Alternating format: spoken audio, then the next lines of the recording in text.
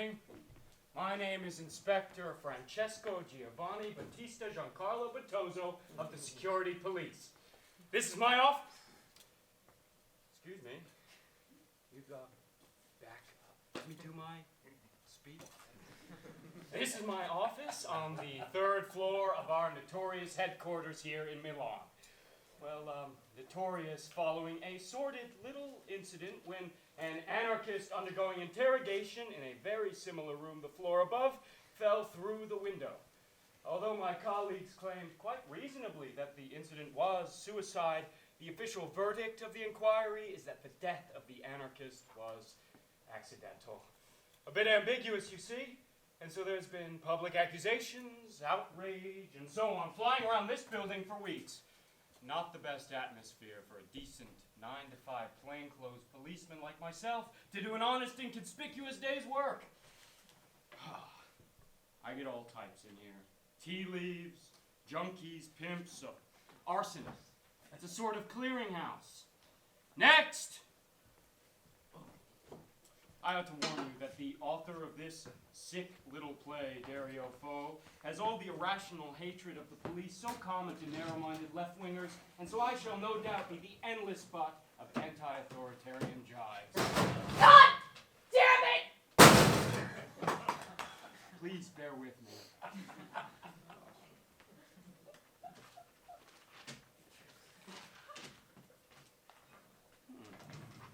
So this is not the first time you've passed yourself off as someone else. Here it says you've been caught twice posing as a surgeon, once as a captain in the burglary, 3 times as a bishop, once as a marine engineer, and all you've been arrested, let's see,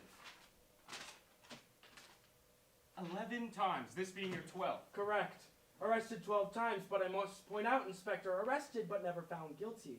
My record is clean. Well, I can't imagine how you manage to duck out of it every time, but, well, I'll tell you this. You're getting a dirty record this time. There's nothing you can do about it. I know how you must feel, Inspector. A spotless record just waiting to be sullied. It would make anyone's mouth water. Very funny. Let's take a look at your charge sheet. It says here you were picked up while impersonating a psychiatrist, a lecturer formerly teaching at the University of Padova. Trading under false pretenses. You do realize you could go to prison for that. Certainly.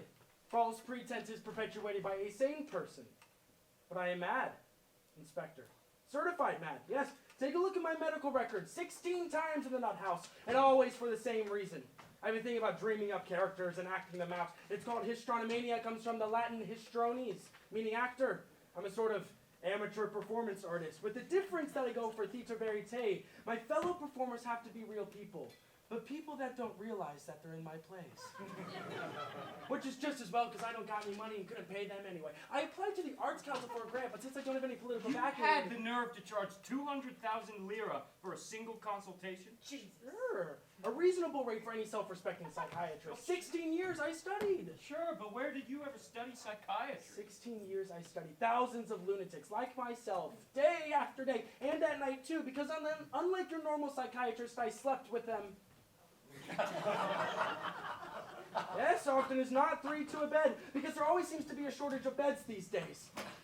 Anyway, feel free to check. I think you'll find that my diagnosis for the poor schizophrenic I was arrested for was spot on. Your 200,000 lira was pretty spot on too. But Inspector, I had to. It was for his own good. For his own good? What, a paid bill is a part of the cure? Sure. If I hadn't stung him for 200,000, do you really think that that poor bastard, and more particularly his family, would have been satisfied? If I had asked for a mere 50,000, they'd have thought, who is this guy? Maybe he's not a real psychiatrist, must be newly qualified, can't be a lot of use. But now, this way it knocks them sideways, and they think, oh, who is this man? God Almighty? And then they walk off happy. They even kiss my hand.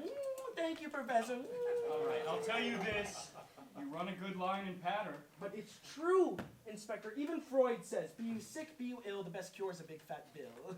For the doctor and the patient. All right, let's move on. Let's take a look at your visiting card. Ooh, if I'm not mistaken. Oh, it says here, Professor Antonio Rabbi, psychiatrist, formerly lecturer at the University of Padova. Yes. Come on now, talk your way out of that one. Well, first of all, I really am a lecturer. I teach drawing, actually. Yes. decorative freehand. I do evening classes at the Alright, Church of the Holy Redeemer. I'm impressed. My compliments, but it says here psychiatrist. Well done.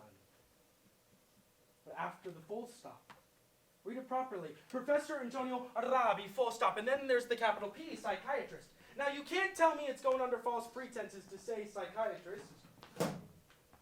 Are you familiar with the rules of grammar and punctuation? Yes. Well, in that case, you should know that if someone were to use a comma, anyway, I think.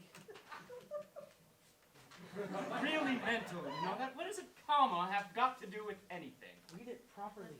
Yes. Professor Antonio Arabi, full stop. Now, okay, you cannot tell me it's going under false pretenses to say psychiatrist. It's like saying archaeologist. If someone were to write that, for example, it doesn't mean that he studied. It's like saying vegetarian, stamp collector, chronic arthritic, actor. Okay, but how about this? Formerly lecturer at the University of Padova. I'm sorry. Now you're the one trading under false pretenses. You just told me you knew the rules of grammar and punctuation. Now it turns out you can't even read properly. Can't even what? Didn't you see the comma after the formerly? Oh, no, I didn't. You didn't see it. You didn't see the comma, and just for that you would send an innocent man to prison. Okay. What does a comma have to do with anything? Nothing. Nothing for someone who knows nothing about grammar. I want you to come clean. I want to see your school record. Who was responsible for your promotion? Come on. Oh no. I do. Oh no. Who was responsible? Let me finish! Remember, the comma is the key to everything. If there's a comma after the formerly, the entire meaning of the phrase changes. Yes, because the comma indicates a pause for breath, a brief hiatus. Because the comma always indicates a change of intentionality.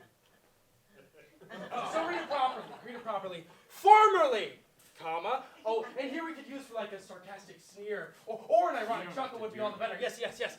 Formerly, comma. You don't have to. Lecturer at the university, comma. Of Padova. It's like saying, come on, what do you take me for? Hold my finger. Hold my finger. See, only an idiot would fall for Oh, that. what? I'm an idiot, am I? No. You're just a little bit short on grammar, that's all. I could do you lessons if you like. Do you a decent price. Yes. Recite me a list of the personal pronoun now. No, Let's you go on, stop please. pissballing about. Okay, I think we can agree you've got, what is it, performance mania? But you know what? I think you're just as sane as I am. I'd lay money you're sane. Oh, I don't know about that, Inspector. Being a policeman does funny things to the brain. Let's have a look at your eyes. Will you sit down, please? Let's get on with your statement. All right. I can type it myself. I'm a certified typist. 45 words a minute. All right, stay right where you are. No. I don't have handcuffs on you. No, you can't! You can't! Straight jacket or nothing! I am mad. And if you put handcuffs on me, Article 122 of the Penal Code states that any public officer applying non-clinical or non-psychiatric instruments of restraint on a person of diminished responsibility commits a crime up to 5 to 15 years and loss of pension and a rank. Read up on the law, have we? I know it inside and out. Studied it for 20 years. Where did you ever study law? In the nut house. I took classes with a paranoid clerk to the court, a genius. He was, I know it all. Italian law, Roman law, ecclesiastical law, the Frederican, the Lombard, the Justinian Code, the Greek law. Try me with a few questions. No, thank you. Can we please get on? It says nothing here in your CV about you being a lawyer. Oh, no, I never want to be a lawyer. No, defense was never my style, too passive. I like to sit in judgment. Hey. Yes, coming down like a ton of bricks, handing out sentences. I'm one of yours, Inspector. You can call me Antonio. No. Will you sit down? I've had just about enough of you taking the mickey, all right? All right. Okay. This should be interesting. Have you ever passed yourself off as a judge? No. Unfortunately, no. Never got the chance. Best job in the world, though. Yes. Just at the time where your average working man at what, the age of 55, 60? Oh, no. Just at that time when they're already ready for the scrap heap. Yes, your judge is just coming into his prime. Oh, yes, a worker on the line is done for by the time he's 60. Can't keep up, keeps having accidents. Get him out of there. Your miner's got silicosis by the time he's 45. Quick, get him out of there before he can sue for compensation. And the same goes for your bank clerk. Yes, at a certain age, he starts getting his sums wrong. Starts forgetting the names of the bank's clients. Can't tell a discount rate from a mortgage rate. But for your judge, oh, the more ancient and idiosyncratic they are, the higher they get promoted, the classier jobs they get. Oh, and you see them up there, little old men, like cardboard cutouts, all capes and ermine, little wigs on their heads, and 2 pairs of glasses on chains around their neck, because otherwise, they'd lose them. Oh, and these characters have the power to wreck a person's life, or save it, as in how they like. Oh, God, and they're holy, too. Yes. You know you can still be done for slander for saying shit about a judge in Italy and in Saudi Arabia. Oh, yes, the judge is the job for me. What a role! An appeal court judge would be lovely. Yes. Please be upstanding for the judge!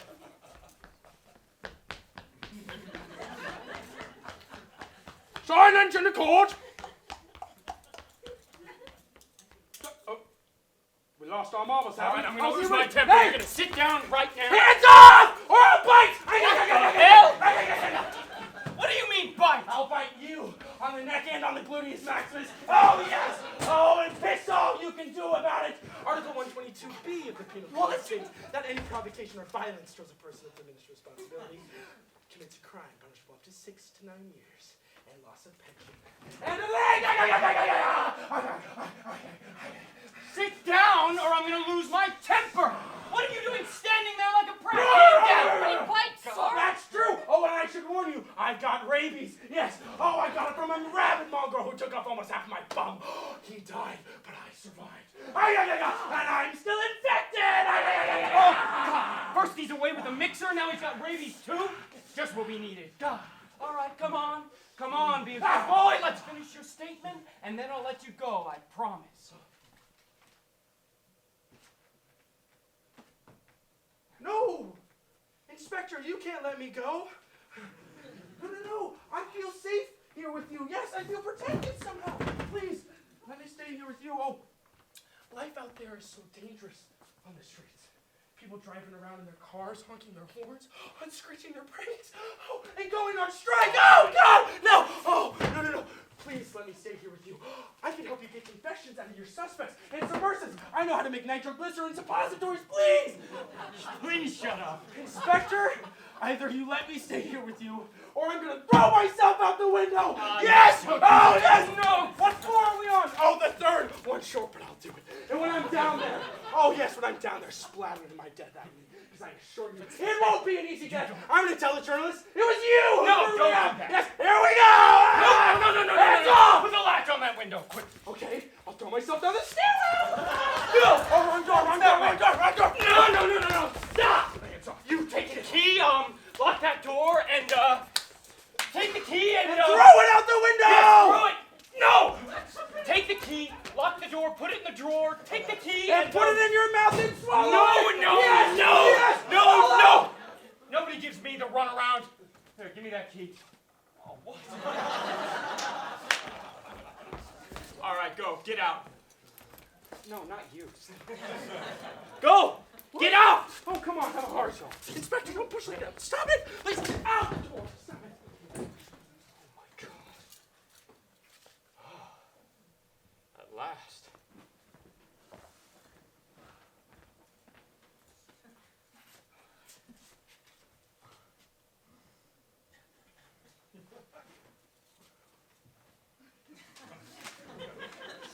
Don't forget, Inspector, you have a meeting with Dr. Verletti and we're 5 minutes late already. What? Oh, God, that imbecile's got me going, so I don't know if I'm coming or going. All right, we gotta go. All right.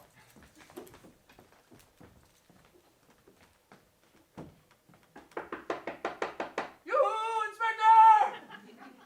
Inspector! Please, don't be mad. I've just come back to get my papers.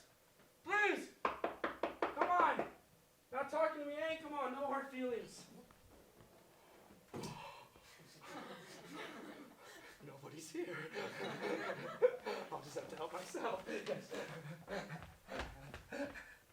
Oh, perfect. My medical records. Oh, my charge sheet.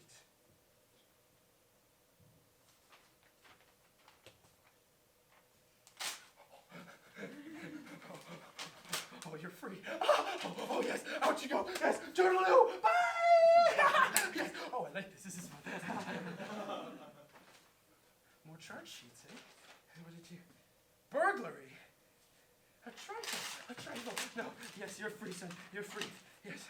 Grand theft auto and insulting behavior. Oh my God, this is trifle. Such a trifle. A deaf mute refused to answer questions. These guys are monsters. These guys are... Oh no. Oh no. You're doing time. No, but you lot, yes, you are free. Yes, all of you set free. Adios. Arrivederci. Ciao. Okay, what else? Ow! Stop it! Don't move. The day of judgment has arrived. With these all happen to be charge sheets? Oh, how would it be if I put a match to them? Judge's report on the death of the... Judge's decision to adjourn the inquest of...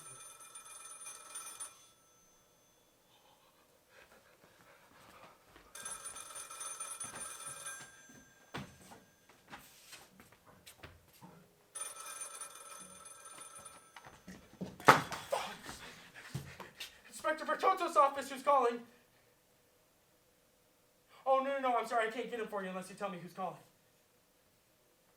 Oh, the inspector, he himself in person. Oh, what a pleasure. Yes, Inspector Defenestration. Oh, no, nothing, no. Where are you calling from, Inspector? Oh, of course. Absolutely, the fourth floor. Of course, yes. And what were you needing with Bertozzo? What's that? A high court judge is coming up specially from Rome? Oh, sure. Well, if you ask me, he's coming to reopen the inquest of the death of the Anarchist. Sure. It must be because Rome's not very happy with how the first one was put on hold when the judge adjourned it. Sure. Yes. That's what you've heard as well? Oh, only a rumor. Not as much. I made it up. Yeah, do me a favor. When did they ever give a damn about public opinion? I know, they're freaking out. Oh, and here's Bertozzo laughing like a train. Yes.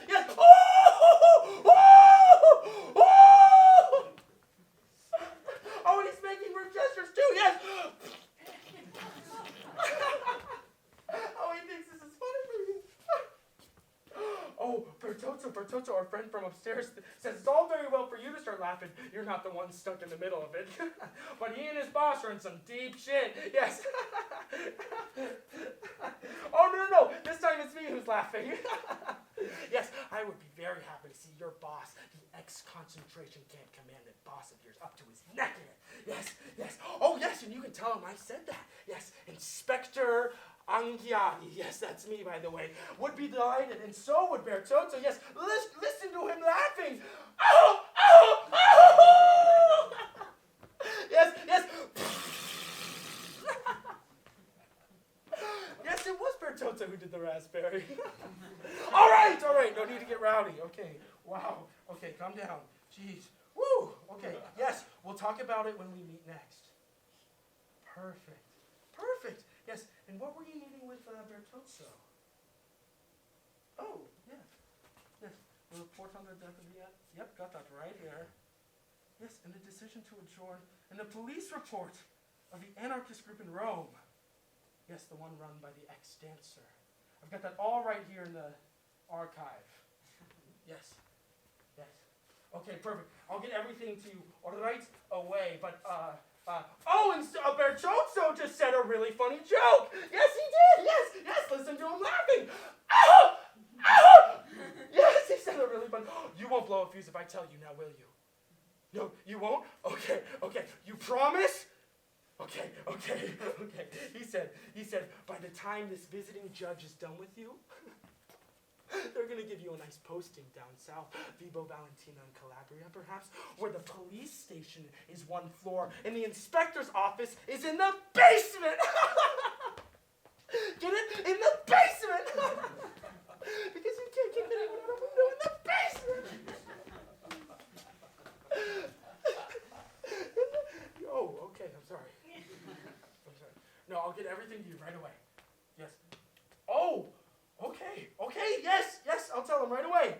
Okay, geez, yes, message received, roger that. From the both of us, yes, adios.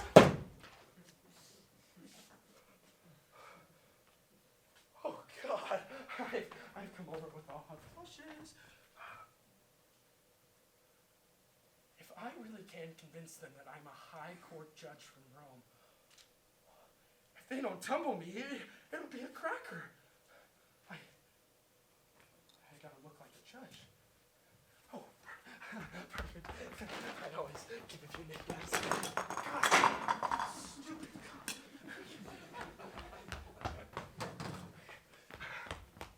What do we got here?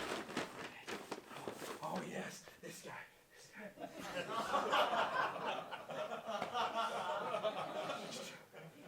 I sentence you to death. No, that's not Italian enough. Oh, speaking of Italian, though. Oh, yes, on vacation. Yes. I sentence you to death. No, clearly that one didn't work out. What else? What is this? Happy birthday. What is this? This must be good. I don't know where that came from. Why'd you take it? You have to take it. No. Just for a moment, please. Do you have a favorite color? Do you have a favorite color?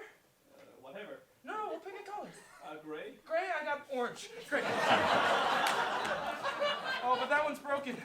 So, I got white, so that's close to gray. That's fine. Okay, this is the moment I said I would not do on stage.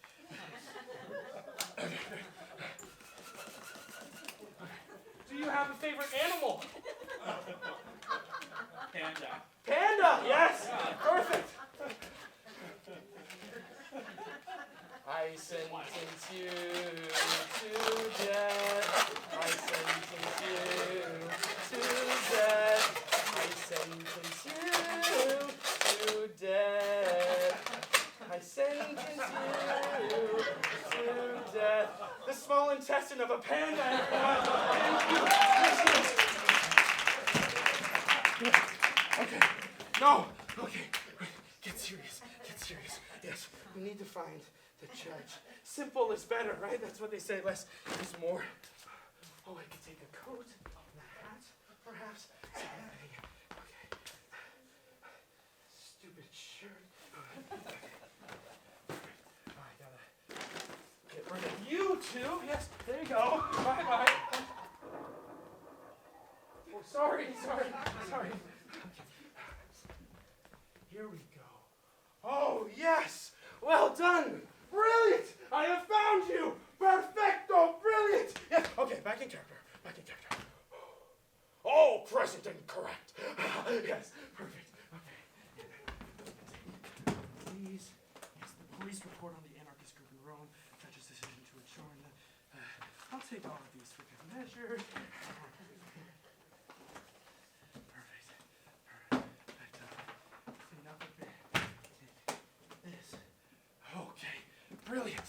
Brilliant. Oh, now I'm really looking the part. Yes.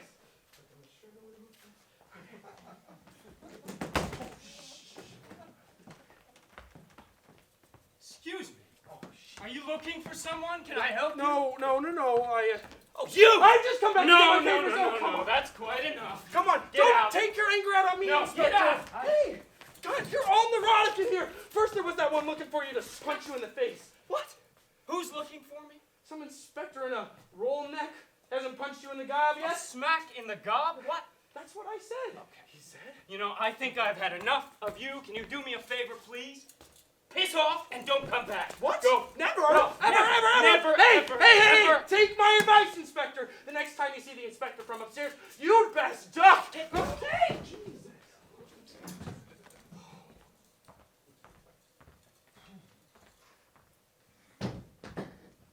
Oh, that bastard pretends to be mad and then he steals your overcoat. You, go get him.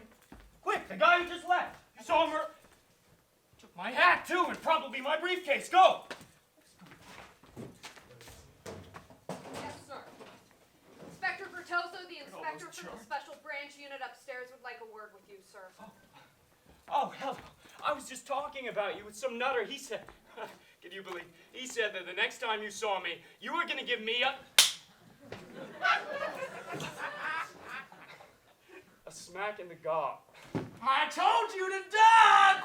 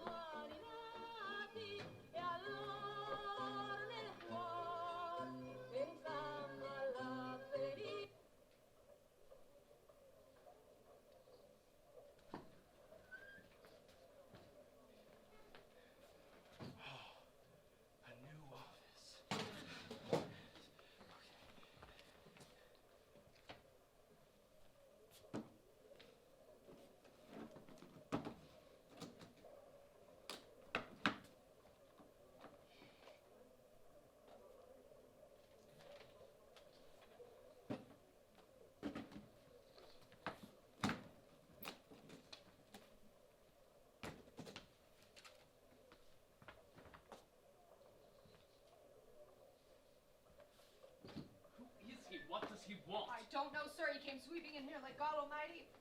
Says he wants to talk to you and the superintendent. Wants to talk, does he? Good morning, I gather you're here to see me. Good morning.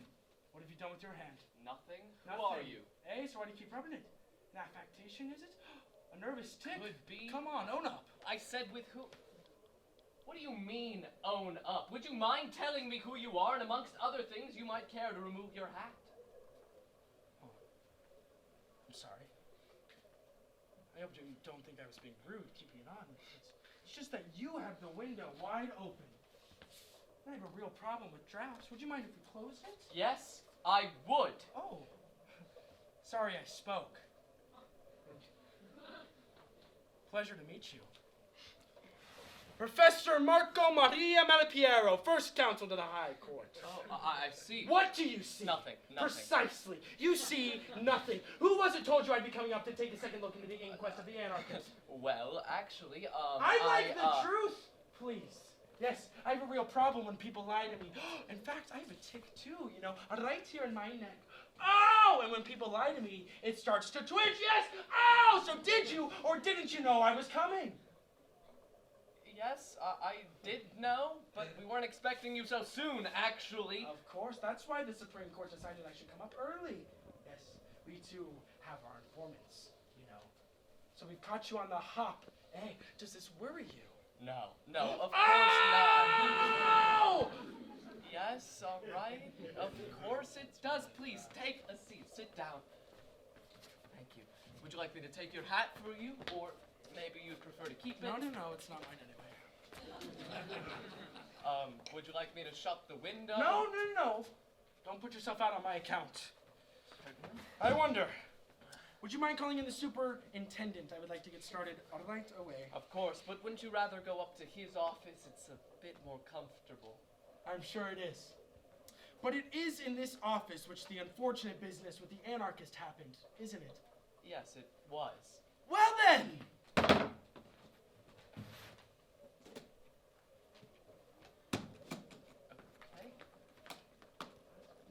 Excuse me, Inspector, I'll have no whispering while I'm around out loud, please.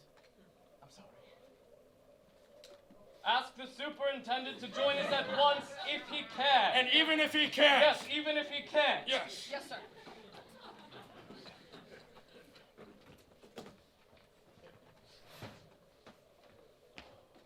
Right. The statements. Hello, yes, get me Bertozzo. Where's he gone? Upstairs to see the superintendent? Inspector, this, pardon my interruption, this Bertozzo that you're so Your Honor. concerned about, would he have anything to do with the inquest of the Anarchist? Yes. No. He's the one with the paperwork, so... Oh! Well, I have everything we need right here, so why need getting a second copy? I suppose we can do without. Yes. What exactly did you mean by that, Inspector? To come to your office if I can, and even if I can't? I'm sorry, Super. It's just... Just that since be damned. You're getting too damn big for your boots, do you know that? And what's more, I'm not at all amused by your insolent style of behavior, especially when it comes to punching your colleagues in the face. I'm sorry, Superintendent, but didn't Bertozzo tell you about the raspberry and the moronic joke about the one-story police station in Calabria? Let's not start behaving like children. We're in the hot seat now, with all these damn journalists running around, making insinuations, telling lies, and don't you try to shut me up, because I believe in speaking my mind, and I don't... What are you doing? And who's this, for Christ's sake? A journalist? No, Superintendent. I'm not a journalist. I'll have no funny business like that. I'm very glad to hear it. Yes, this young man here, who, in my opinion, is rather too irritable for his own good. Yes, a word of advice, Superintendent. Speaking as a father, yes, this boy could use a good psychiatrist. You should take him to see my friend. Yes, Professor Antonio Rabi, ex-lecturer, mind to the comma. Thank you, but if you allow me... Certainly I'll allow you. I'd like to get started right away. By the way, did your colleague tell you that I... Oh, I'm sorry. I forgot. This gentleman is Marco Maria Malipiero, first counsel to the High Court. Well, I wouldn't insist on first, maybe just one of. Thank you, As Your you Honor, wish. but I don't His know... Honor the Judge is here to reopen the inquiry of the case of the... Oh! We were expecting you. Yes, you see what a straightforward man your superior is. He prefers to play his cards openly. Learn from him.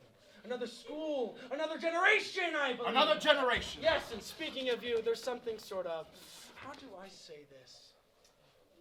Familiar about you. You wouldn't have happened to run a concentration camp during the war. Concentration now. camp? No, a concentration camp. A man like you.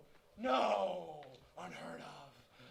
Anyway, I'd like to get started. Yes.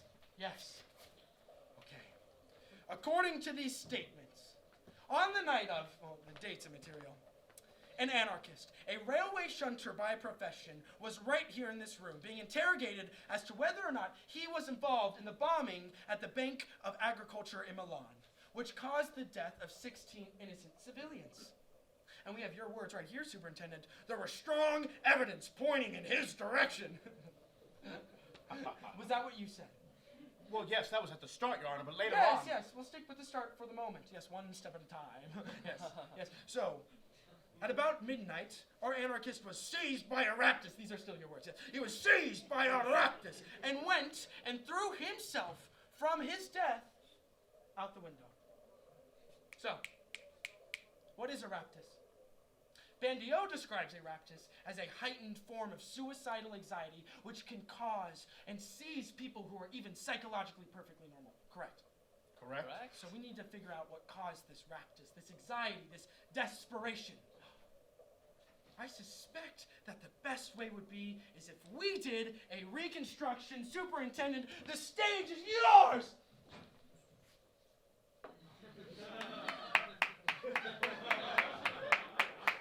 Me? Yes. Would you mind reenacting your famous entrance? I'm sorry, what famous The entrance? one that caused this raptus! Your Honor, there seems to be a misunderstanding. It wasn't me who did the entrance, it was one of my colleagues.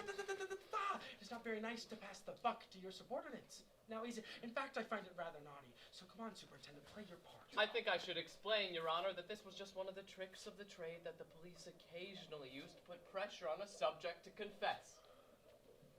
Who asked your opinion? I was speaking with your superior.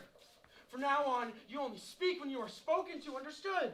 Great. And now, Superintendent, I'd like to see you do that entrance. All right.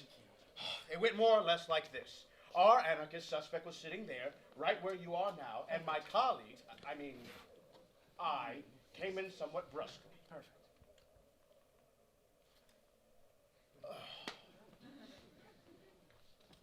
Come on.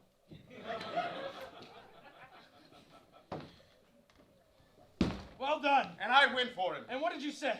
My dear railway shunter, not to mention Hey, you better stop making fun of me. No. Use the same words you used that night. I'll have no censorship here. Well, I said, have you quite finished taking the piss? Then what did you say? We have evidence to prove that you were the one who planted the bombs at the station. What bombs? I'm talking about the bombing. No. Stick to the script. Imagine that I'm the anarchist railway man. Come on, let's have you. What bombs? Don't play dumb with me. You know very well what bombs. The one you planted on the train at the station 8 months ago. And did you really have that evidence? Well, no, but as the inspector... Where did he go? Well, as the inspector was just stating... Oh, third row. Every once in a while, we use tricks and ploys. Ah, shrewd move. But it very well could have been him, since our suspect was the only railway man anarchist in Milan. Oh, yes. We had good evidence it could have been him. Absolutely, yes. Crystal clear. Perfect. Yes, because he was the only railway anarchist who must have planted the bombs at the railway. Mm-hmm. Yes. And with that same logic, we can say that the bombs at the law courts in Rome were planted by a judge. Yes, and that the bombs at the monument of the unknown soldier were planted by a soldier, and that the bombs at the Bank of Agriculture were planted by either a banker or a cow. Moo! I'm here to conduct a serious inquiry, gentlemen. Not play fucking word games. All right. So in the statements, our anarchist seemed unaffected by these accusations and was smiling incredulously. Who made these statements? Me, Your Honor.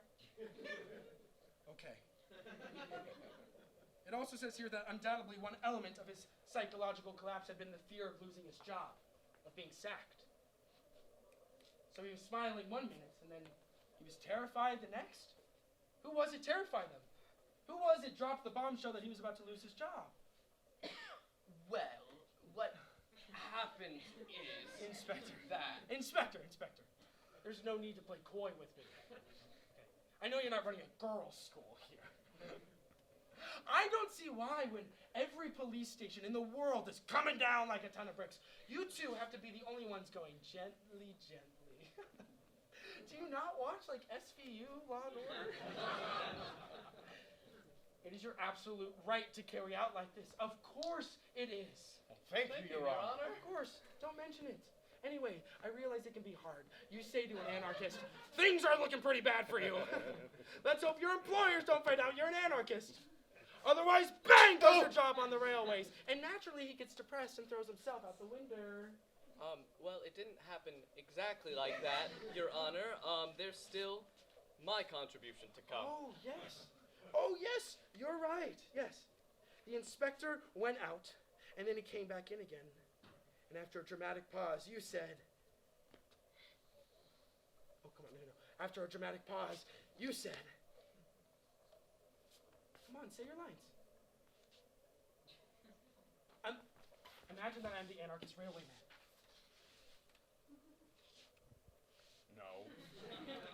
No. It's super. Right? Fine.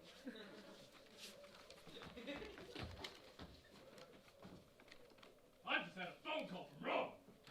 I've just had a phone call from Rome. Just do it! Oh, God.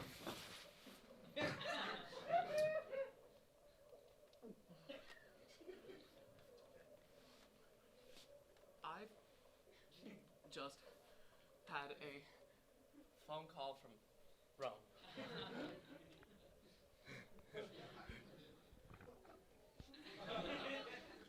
I've got a bit of news for you.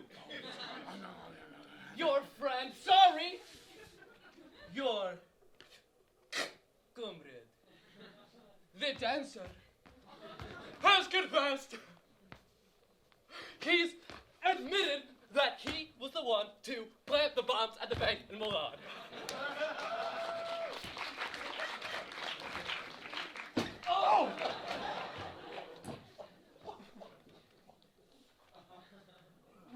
this true? No, of course not. And how did our anarchist take it? Badly, in fact, he went white as a sheet, asked for a cigarette, lit it, And then threw himself out the window. No, not straightway, actually. But you did say straight away in the first version, didn't you?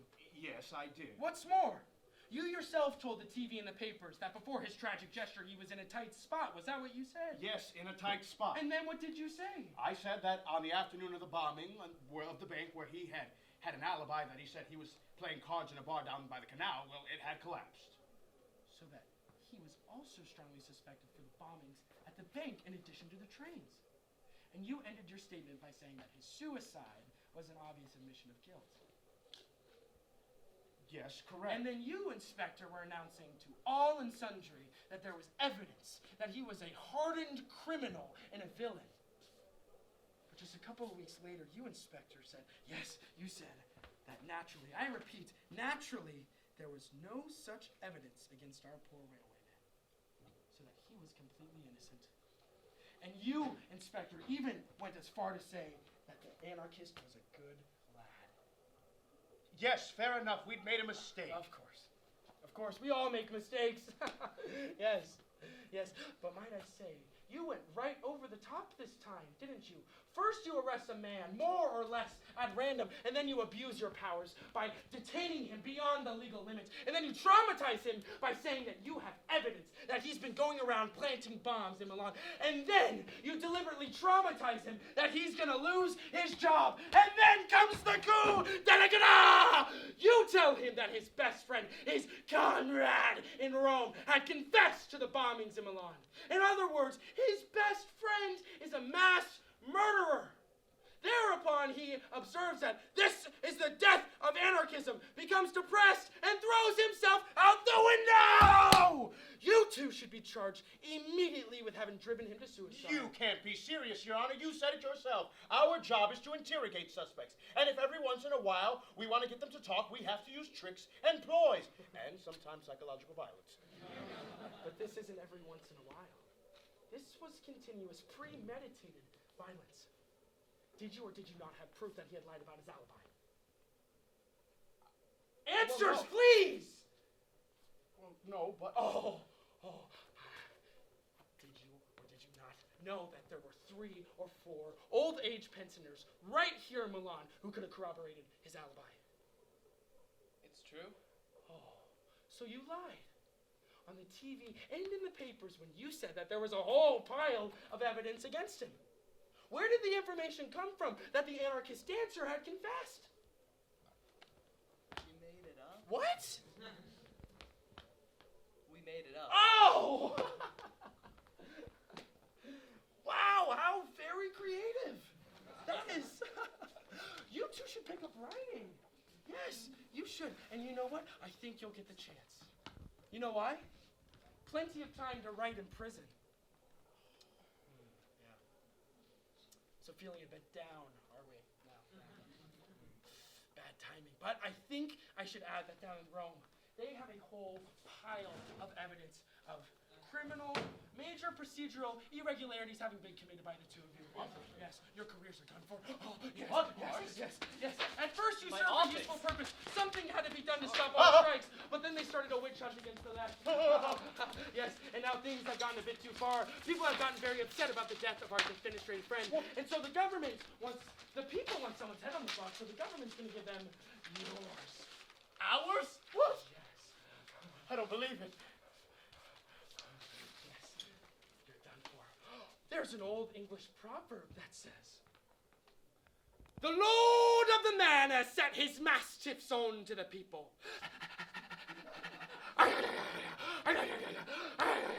The peasants complain to the king. "Please, king, we don't like the mastiffs. Please, king, they're pretty scary. Please, king, they're biting our kids. Please, they're killing our families. Please, king, we don't like the mastiffs. Please, the scary dogs. Please." What? So the peasants complained to the king, and the lord went and killed his dogs to make amends.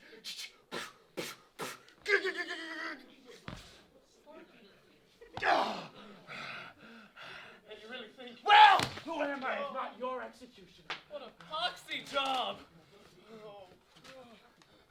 They'll make mincemeat of us. Can you imagine the headlines, the laughing behind our backs? Everyone turning their backs on us, pretending they don't know us. We won't even have jobs as car park attendants by the time they're through with us. What a bastard world! No! What a bastard government! Oh, Your Honor, you'll have to advise us. What do we do now? Yes, how should I know? What would you advise? Well, if I were in your shoes, Yes? I'd throw myself out the window. Yes. What?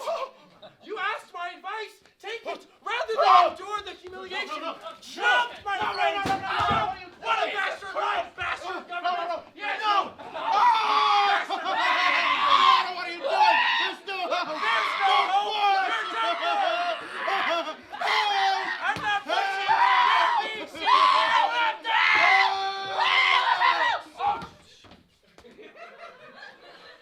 Constable, hey, everything's fine. Yes, everything. Boys, please put the officer's mind at ease. Everything's fine.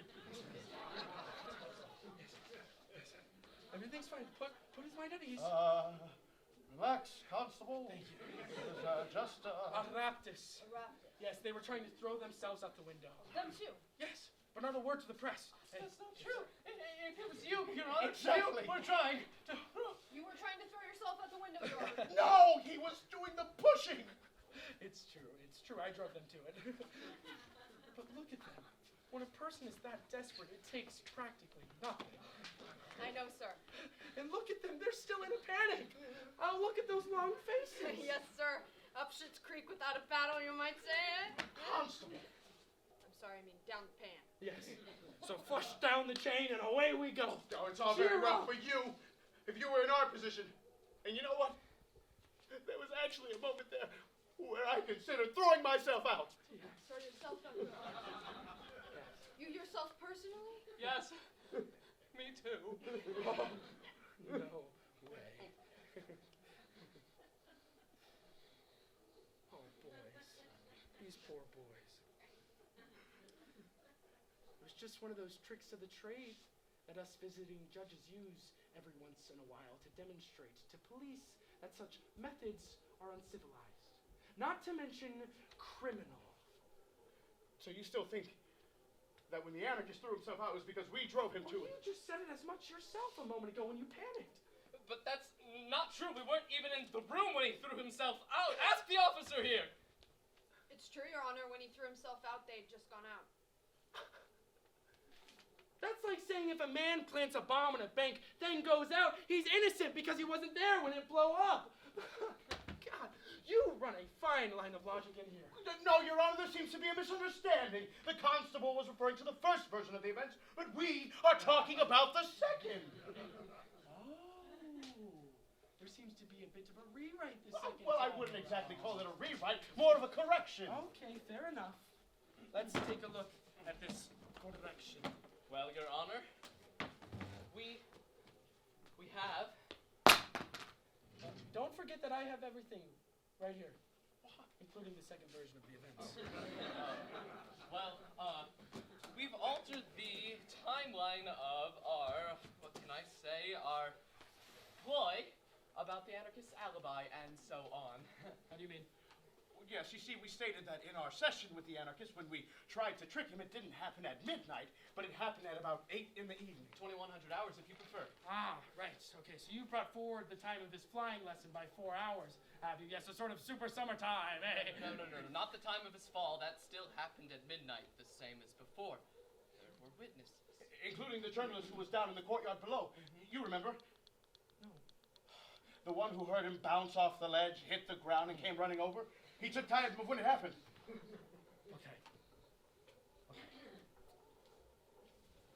So the terminal depression happened at 8, and the suicide happened at midnight. Yes. So what have you done with the raptors? What I mean is, unless I've got something wrong, your version of his suicide is based on this raptus. Everyone concerned, from the judge who did the initial inquest to the public prosecutor, has always stressed that the poor bastard threw himself out because of a sudden raptus, and now, hey, presto, you've done away with it! No, we haven't. Not at all. Yes, you have. We now have a gap of 4 whole hours between when you or your colleague perpetuates the monstrous joke that we have concrete proof and his raptus and his suicide. So where's my Raptus gone all of a sudden? No, Your Honor, there was a Raptus. We're just trying to show it couldn't have been because of our feeding him false information. Precisely because there was a 4-hour gap between then and the time of his apparent suicide. Well done. Brilliant. Yes, that is great. So that way, no one is able to lay the blame at your door. All right, a few white lies were told, but they couldn't have been the reason for his death. Exactly. Congratulations. So we're not guilty. No, you're not. We still don't have the slightest idea of why the poor chap threw himself out, but that doesn't matter. What matters is you two are completely innocent. Well, allow me to thank you, sir. I must admit, I almost thought you had it in for me. Of course. How do you mean? Well, that you had made up your mind that we were guilty already. Oh, no. Quite the opposite. No. I realize I've been rather harsh, but I've only done it to force you two to come up with the ideas that were sufficiently convincing enough for me to keep you in the clear. I'm very grateful for you. Oh, it's very good to know that the judiciary is still the policeman's best friend. Yes, you might even say collaborator. Of course. Absolutely. Yes, but you two are gonna have to collaborate too if you really want me to put you entirely in the clear. Absolutely. My pleasure. Okay. Well, the first thing that we're gonna have to prove, absolutely, irrefutably. Oh God. Oh my God. What we're gonna have to prove absolutely irrefutably is that during this 4-hour gap, our anarchist lost all trace of his psychological collapse, as the Anarchist judge put it at the time. Yes. Well, there's the statement from the officer and myself where we say, after a moment's uneasiness, the anarchist relaxed again. Do we have this in black and white? Yeah, I think so. Oh, yes, right here. Yeah. In the second version of the events. Yes. The railway man became more relaxed and said that he didn't have a good relationship with the ex-dancer. Excellent. And let's not forget that the anarchist was very well aware that the group in Rome was all chock-a-block with police spies and provocateurs. He even as much warned the dancer. Maybe that's why they had a row. Very possibly. And since the dancer seems to have ignored his warnings, maybe the railway man was beginning to think that he was a police spy too. Yes, could be. And therefore not worth worrying about. Case proven, the anarchist was happy. In fact, he was smiling. You remember I said so in the first version? Yes, but we do have an issue. Oh, no. In the first version, you also said that the anarchist he lit a cigarette and that he was utterly dejected. You're right, Your Honor. It was his idea. I told him, I said, we are supposed to be policemen. Leave the fancy screenplays to the movie makers. Well, you know what I say. Hey, boys. You know what I say. The only way to find a sensible solution for all this is to chuck it all in the bin and start over again.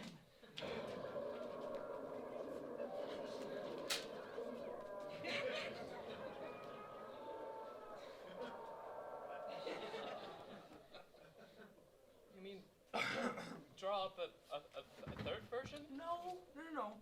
Just use the two we have now and make one that's a little bit more plausible. I agree. So, point 1. What is said cannot be unsaid, and therefore you, Inspector, and I, or rather someone working on our behalf, did the little deception. Our railway anarchist suspect smoked his last cigarette and did not throw himself out the window because it was 8 in the evening and not midnight. And everyone knows railway men have a great respect for timetables, which gives us all the time in the world to change his mood, iron out the wrinkles, and give him a proper motive for the jumping. Things were going swimmingly. Yes, but how did this change come about? Time on its own is not enough. It's not enough to heal certain wounds. Yes, someone must have given him a hand, I don't know, a kind gesture. Oh. Or something. I gave him a piece of chewing gum.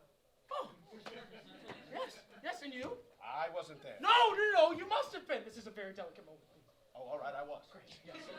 All right, now, for a start, can we say that you two were both feeling a bit moved for the state the anarchists had gotten into? Yes. In fact, I felt very sorry for him. Yes, and can we say that you felt a little bit sorry I was too? ever so sorry, sad even. Yes, you are a sensible sort of chap, are you not? Yes. And can we say that you could not resist going up to him and putting a hand on his shoulder? Oh, no, I don't think so. No! Come on, a fatherly gesture.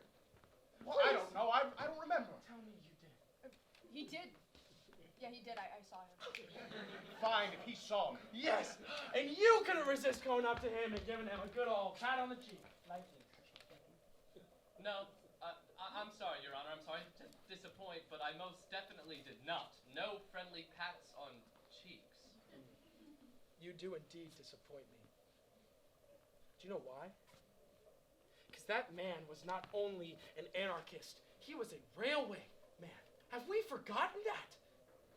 And do you know what a railway man means? It is something that goes back to the childhood of every one of us. It means train sets, clockwork, electric. Did you ever have a train set as a kid?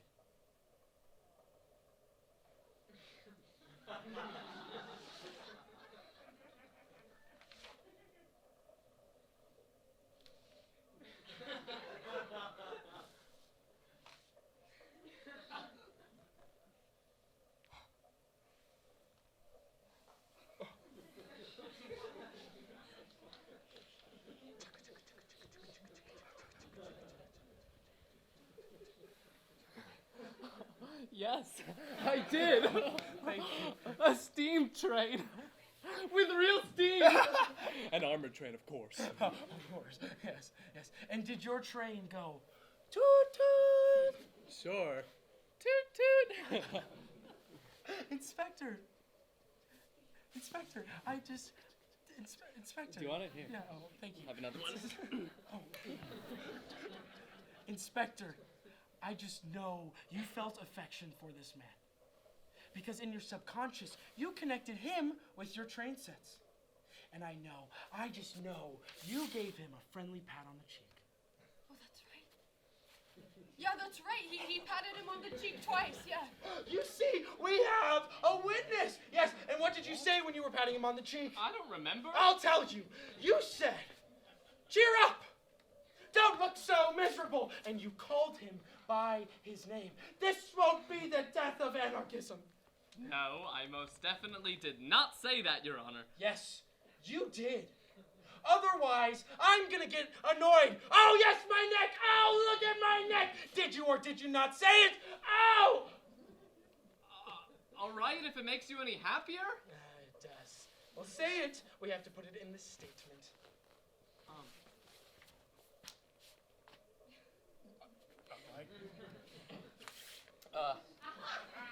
Cheer up, Hannah. You'll see, this won't be the death of anarchism. Eh? And Eh? I will write it. Perfect. And you couldn't resist singing a song. We sang a song? We sang a song. Yes. You were all in such a good mood. You were becoming friends, comrades even, and you couldn't resist having a good old sing-song. Yes. No. Could you have sung an anarchist song, perhaps? Yes. Nostra, Patria, el mundo Sorry, interno, Your Honor, perhaps. but we really can't go along with that. An anarchist sing-song? Oh, you can't? Eh? Well, you know what I say. At this point, I give up. You can damn well sort yourselves out. It is up to you. I'll string together the facts that you've told me so far, but you know what will come out of this. Excuse the terminology, a big fucking mess. Yes. You say one thing, and then you contradict it. If one of your suspects were to contradict himself one half as much as you have today, you'd have had him hung, drawn, and quartered by now.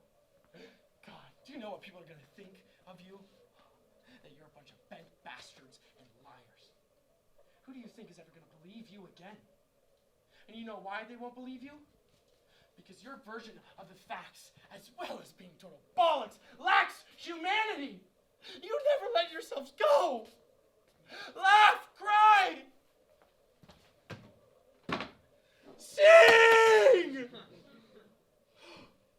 Ramingi per le terre e per i mari, per un'idea lasciamo i nostri cari, nostra patria, il mondo intero, nostra legge, la libertà, ed un pensiero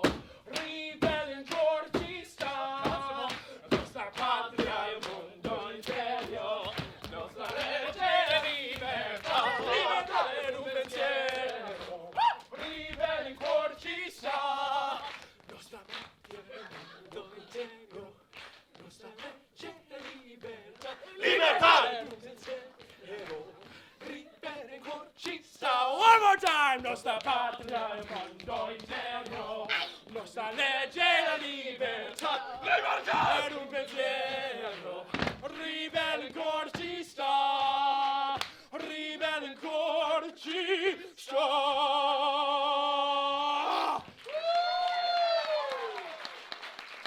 Interval.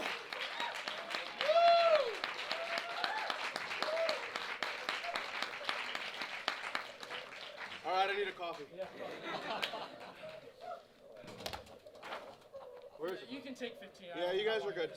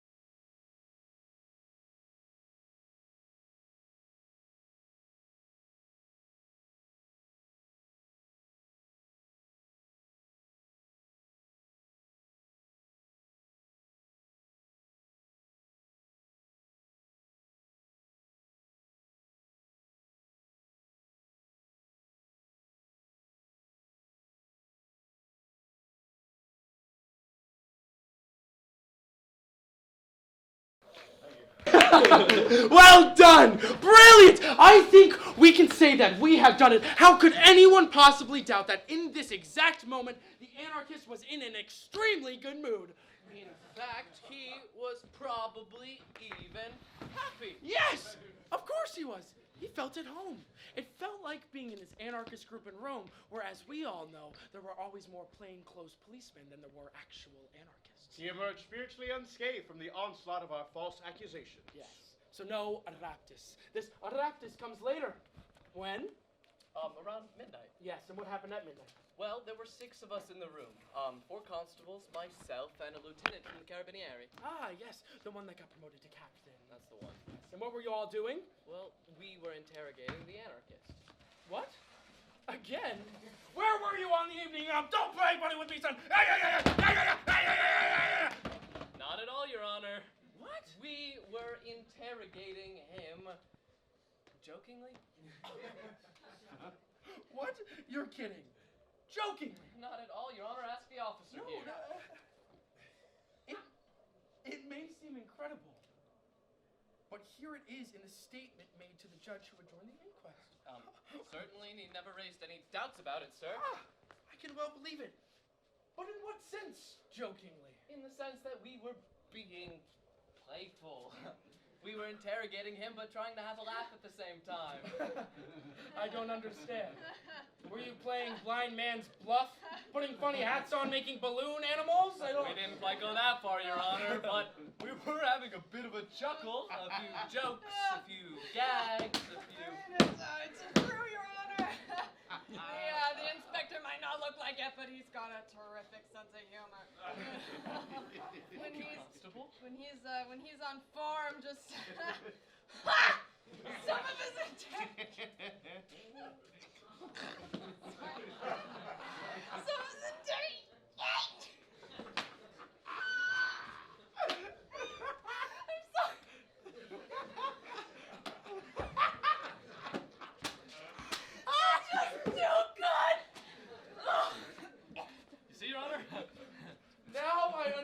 of his government's decided to change your motto. Change our motto?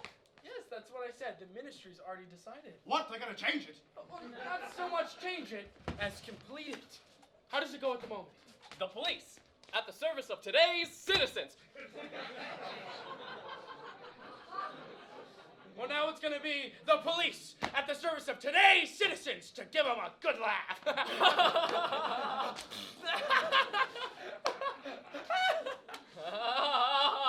Well, the other one, Your Honor. Not at all. I I quite believe that you treat your suspects jokingly. Yes, I remember. I was in Bergamo at the same time as they were interviewing or interrogating the members of the so-called Monday gang.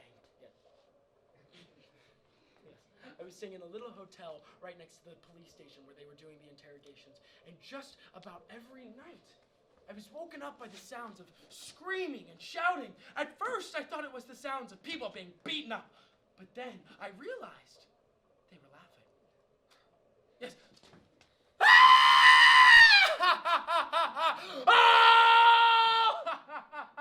Stop it, Inspector! I'll die laughing! Joking apart, you do realize that every one of the officers involved in that, from the highest inspector down to the lowest constable, all went to prison for that? Yes.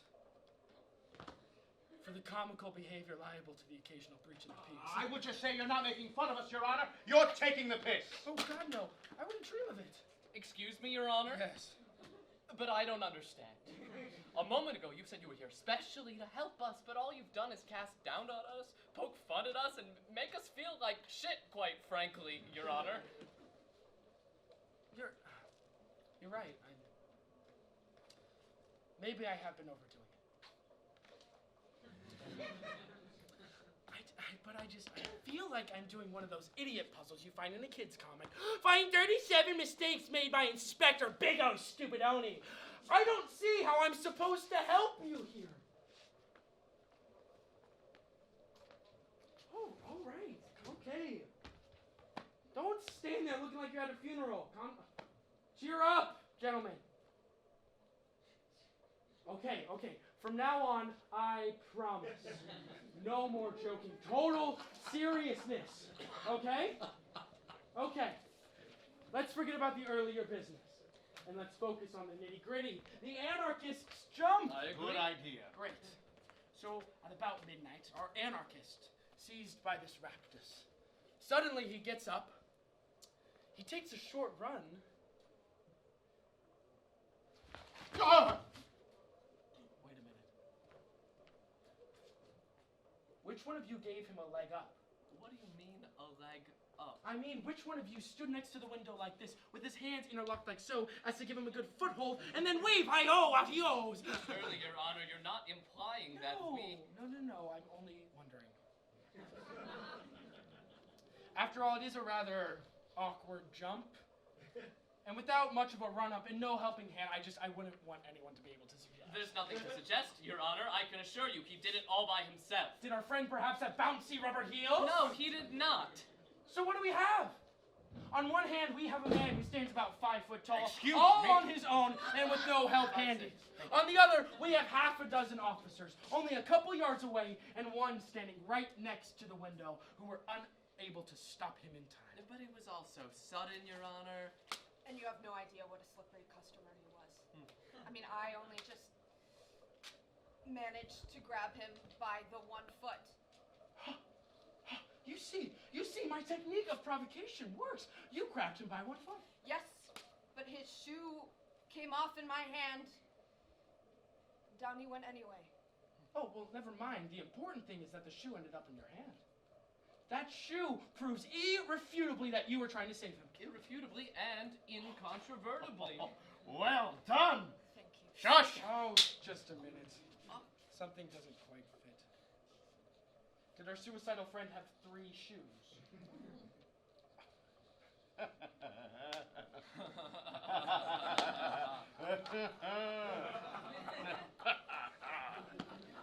3 shoes? Yes, that is what I said. One of them ended up in the hands of the officer. Here, we have his statement to that effect. Correct. But just a couple of days later, look here. He was interviewed by a journalist from Corriere della Sera. Yes, but in this appendix here, we're assured that as the anarchist lay dying on the pavement below, he still had both shoes on his feet. Well, I can't imagine how that happened. Neither can I. Unless this officer was very quick about it, and he went running down to the 2nd floor, stuck his head out the window right as the anarchist came flying past, put his shoe back on mid-flight, and then popped back up to the 4th floor, just in time for the body to hit the bottom. There you see! You see, you're making fun of us again! You're right. I couldn't resist. So what do we have? Would he have happened to been a triped? Who? Our suicidal railroad. No! If it turned out he had 3 shoes. No, he was not a triped. He was never a triped. No one was a triped. Okay, all right. No need to get rowdy. Okay. Anyway, that's the least you'd expect of an anarchist. That's true. Shut the hell up! Oh God! We're gonna have to find a plausible explanation for all of this because otherwise, I've got it. Let's hear it. Here goes. Obviously, one of his shoes was too big. So since he didn't have a handy insole lying around, he put on a bigger shoe, a smaller shoe on first, and then put the bigger one on top of it. 3 shoes. 2 shoes on the same foot. Yes. Perfectly normal. Yes. Remember galoshes? When people used to go around wearing rubber overshoes. Help me. Exactly. Oh, Used to. no! But people still do. Sorry. People still do wear them. Yes. And you know what I say? What what the officer was left holding wasn't a shoe at all. It was a galosh.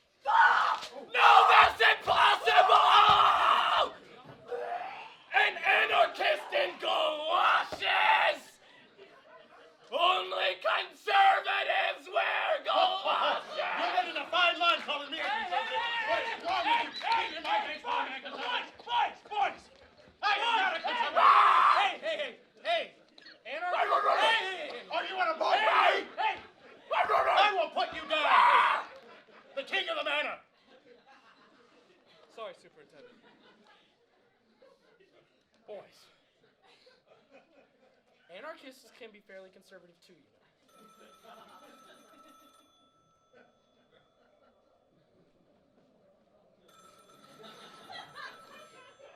Where'd it go? It's mine! Oh, window! Oh, God! Yes, just a moment, please. Uh-huh.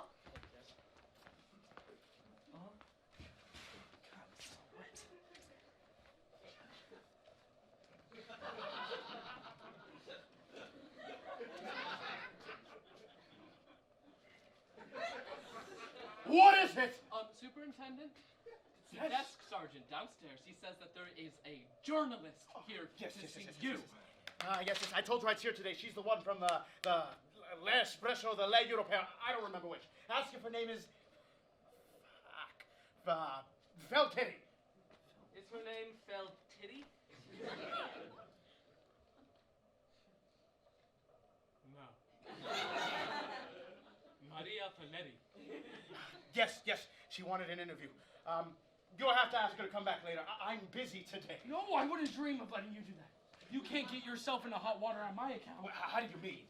I know that journalist. She is very mean, not the sort of person you want to get on the wrong side of. Very touchy. Yes.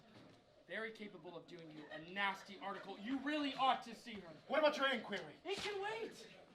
Haven't you realized that you and I are all in the same boat? And it's best to have those sort of people with us, not against us, believe me. Super. All right! Have her sent up. Send her up to my office.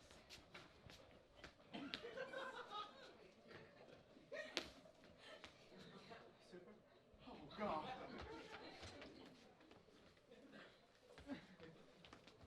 You just grab it off the wall.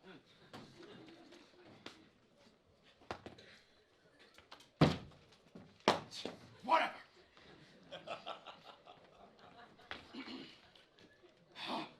Will you be leaving now? I wouldn't dream of it. I'm not one to leave my friends, especially in times of danger. Or staying? But who are you going to say you are? If the journalist finds out who you really are and why you're here in the first place, well, she's going to splash it all over the front page. Oh, why don't you come out with it? You're out to destroy us, this god... No. I'm not out to destroy you at all. She won't have the first idea who I really am. She won't? No. I could just be someone else. Oh, it's child's play for me, believe me. Yes. Criminopsychopathologist. Head of Interpol. Oh! Head of forensic. Yes, take your pick. Anytime the journalist gets you in a tight corner with a particularly nasty question, you just give me a wink and I'll join in. The important thing is to keep you two entirely in the clear. Oh, this is very good of you, Your Honor. Yes. I wonder what's going to happen. Oh, yes, and it'll be a cinch. Yes, if the journalist writes something that we don't like, Oh, I'll be Captain Marcantonio Bonzi Bacini, head of forensic department. There's already a Captain Bonzi Bacini. He works out of Rome. Yes. That way, if the journalist writes something we don't like, it'll be a cinch to show that she made it all up.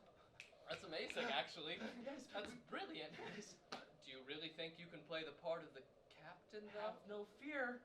During the war, I was an army chaplain with the Bersaglieri. Shush! It's already quiet. Here she is.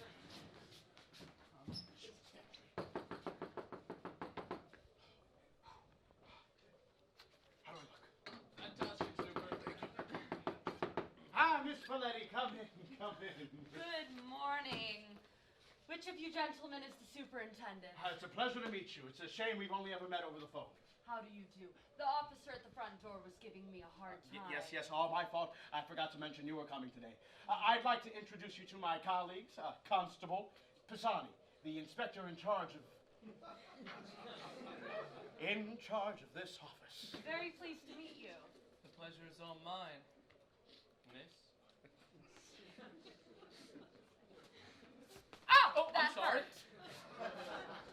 And finally, Captain! Yes, here we are. Yes. Captain Marcantonio Bonzi Bacini of the forensic department. Yes, please excuse the stiff handshake.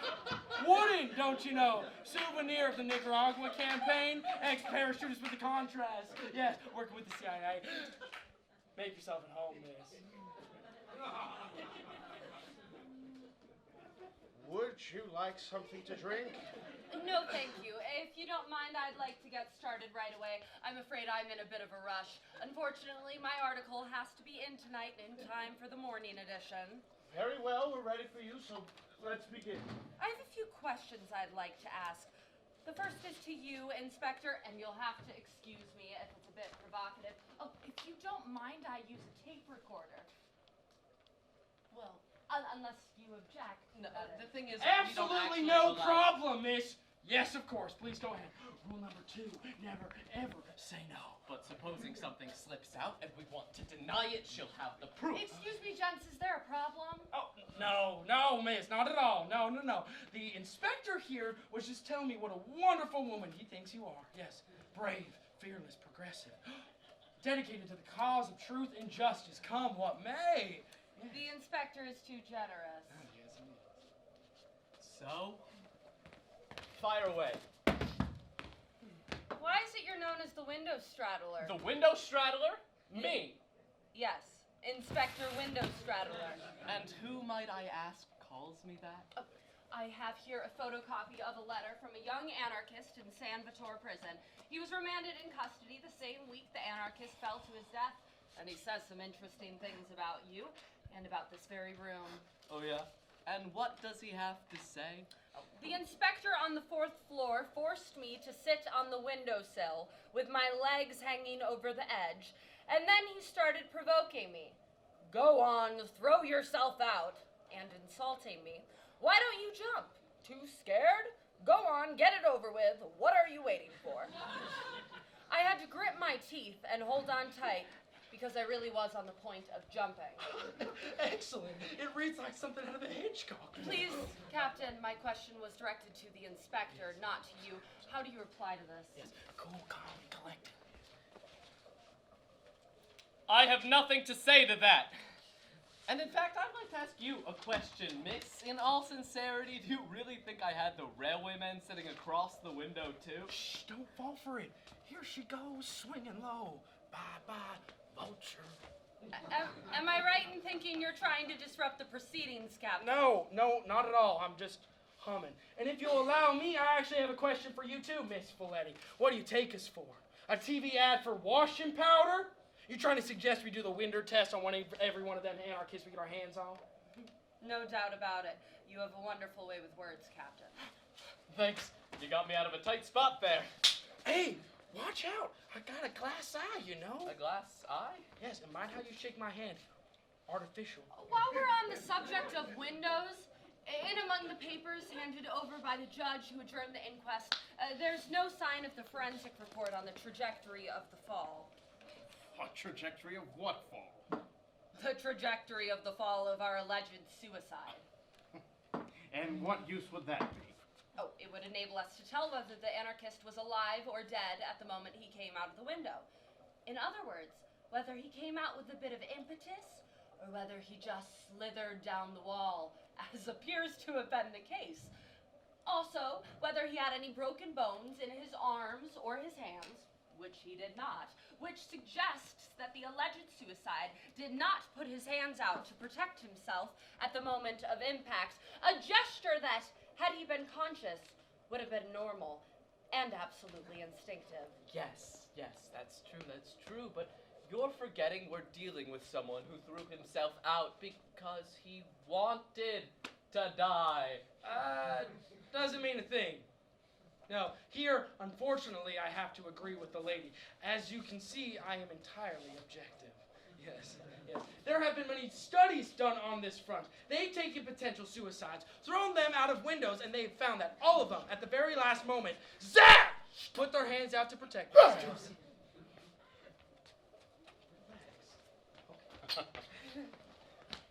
Finally, you're turning out to be your man. Yes. Who told you?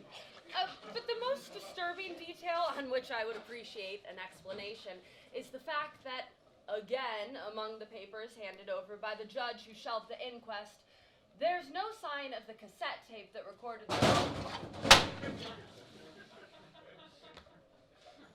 the phone call which rang for the ambulance, a phone call which originated here at Central Police Headquarters, and which, according to the people at the ambulance station, occurred at 2 minutes before midnight. At the same time, the journalists who were present at the scene stated that the body came out of the window at precisely 3 minutes past midnight. In other words, the ambulance was called 5 minutes before the body came out of the window. Could any of you explain this curious discrepancy? Yes. Well, we quite often call an ambulance in advance just in case, yes, because one never knows. Does one? No. And as you see, sometimes it turns out to be a good idea. Well done. Hey! Go easy on, I told you, my glass eye. I don't see what you're quite accusing us of. Is it a crime all of a sudden to plan ahead? A mere 3 minutes before time? And anyways, in the police, we pride ourselves on keeping one step ahead. Yes, and I'm sure if you'll care to check, you'll find that all the journalists' watches were running slow. I mean fast, running fast. Or maybe the timestamp clock at the ambulance station was running slow when we phoned them. Mm-hmm. Very possible, sir.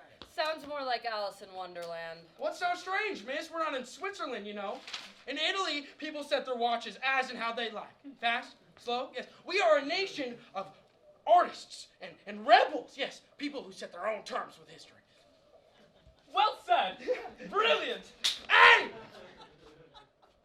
You knocked my eye out. What? I told you, you knocked my eye out. Where'd it go? Look for it. Come on. Look. Yes, my glass eye. Excuse me, miss. You were saying? We were just saying how we're a nation of artists and rebels. And I must say, I have to agree with you.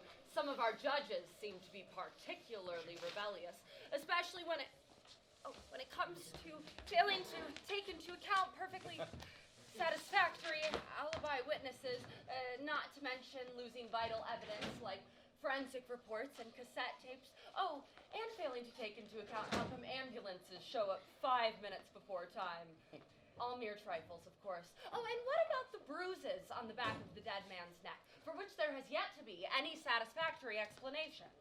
You should be careful, miss. Loose talk could be a dangerous thing. Was that a threat? No. Inspector.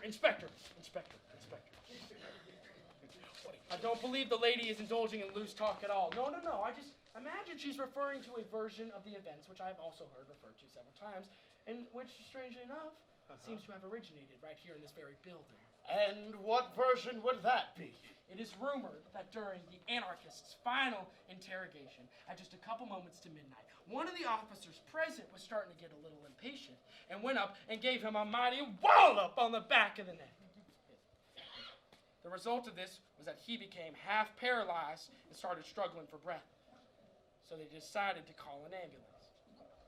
In the meantime, in an attempt to revive him, They opened up the window, put him in front of it, and leaned him out just a little bit for the cool night's air to revive him. Yes, yes. Apparently there was a little misunderstanding between the two officers holding on to him. They each thought the other one was holding on. Yes, this often happens with these sort of cases. Yes. You got them Gianni!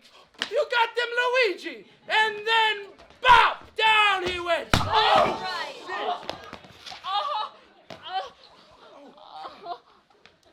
Have you gone mad? Yes, 16 times to be precise. What the heck was that? Was that my eye? Oh, you slipped on my glass eye! What did I tell you? Yes. Oh, yes. Officer, will you grab me a glass of water to wash it in, please? Yes. You have to admit that version would clear up a whole series of problems. Why the ambulance was called in advance, why the body appeared to be inert when it fell, and even the public prosecutor's curious phrasing in his summing up. Well, what phrase was that? My head is already starting to hurt. Come on. The public prosecutor stated in a written deposition that the anarchist's death was an accidental death. Please note, accident, not suicide as you've been maintaining. There's a lot of difference between an accident and a suicide, but with the captain's story here, it very well could have been an accident.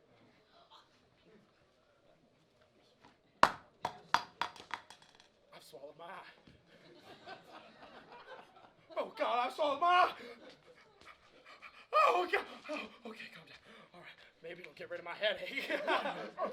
Don't you think you're giving her too much rope? No. She must think she's got us right where she wants us. No. Just leave it to me. Leave it to me. Yes, yes. Watch this. Super. Yes.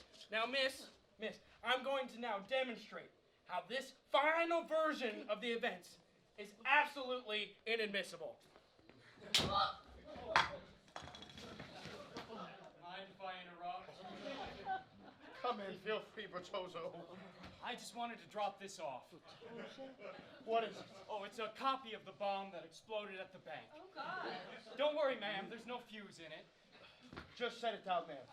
Now, there's a good chat. I want you to shake hands with your colleagues here. Come on, Inspector. You too. Friends again. No, he could at least explain to me why he went and gave me a black eye. Don't pretend like you don't know. What about the raspberry? What raspberry? That'll do, gentlemen. We have visitors. Indeed we do. All right, Superintendent, he can at least tell me what got into him. He comes into my office, and without so much as a by your leave, smatter. He could have at least asked your permission first. Exactly. Oh, excuse me, your face looks a little bit familiar. It must be because we're both wearing eye patches. No, seriously. Well, allow me to introduce myself. The name's Captain Marcantonio Bonzi Pacini of the Forensic Department. Uh-huh. No, he can't be Captain Pacini. I know him personally. Oh, no, you don't. Oh, yes, I do. Oh, no, you don't. Hey, don't you get started. Forget it. We went to police college together. I thought your superior told you to forget it. You stop Hey, that. it was him. Bertozzo, I want to introduce you to, I will explain later, Miss Folletti, a journalist. Know what I mean? My pleasure, Inspector Bertozzo. No, I don't know what you mean. Ow! Oh, you see what I mean, I need to Inspector? see a little terrible for you. Superintendent, that is hardly a problem. You're right, I don't know what's gotten into them. Bertozzo, stop that and listen to me. This lady is here for a very, very important interview. Know what I mean? I see. Now then, miss, if you'd like to ask Inspector Bertozzo a few questions, amongst other things, the inspector is an expert in ballistics and explosives. Oh, yes. Could you clarify one thing for me? You were saying that in that box there's a facsimile of the bomb that went off at the bank? Yes, well, an approximate replica, since all traces of the original were lost, if you follow me.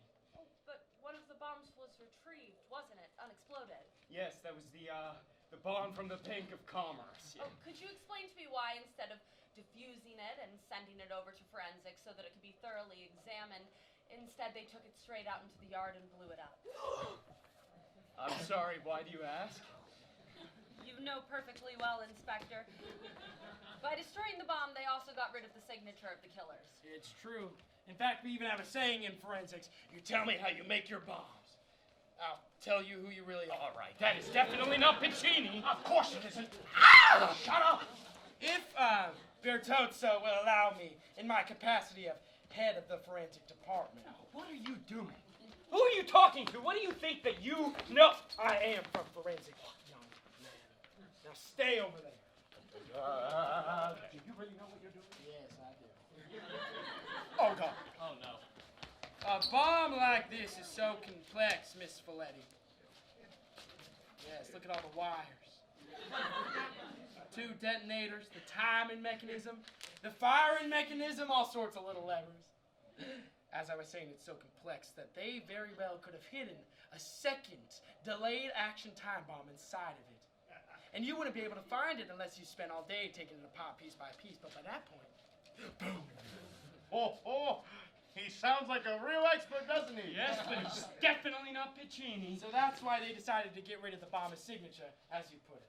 They preferred to explode it in the courtyard rather than risking it blowing up and having a bigger massacre on their hands. Convinced? Yes, this time you really have convinced me. Amazing. I've even managed to convince myself. And I'm convinced too. Well done. Thank you. Oh!